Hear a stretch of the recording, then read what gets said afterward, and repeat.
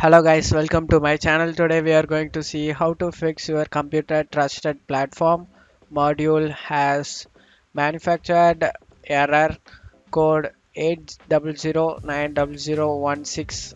Let's fix it guys. For that you just need to open up File Explorer and select the three dot icon on top of it. Click on Options. In here select the View tab. Select show hidden files, folders and drives, enable it and apply and OK. After doing it, open your system drive guys. Double click on the Windows icon over here, drive. You just need to go to users and select a user who are using it.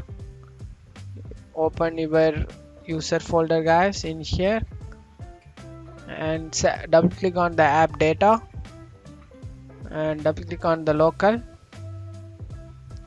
and in here double click on the packages, and in here in search packages you just need to check my video description for this name guys. Just need to copy and paste it in the search packages and press enter. That will be open up on package up.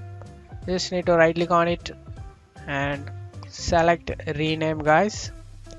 You just need to name it as last letter dot old at the last. Press enter.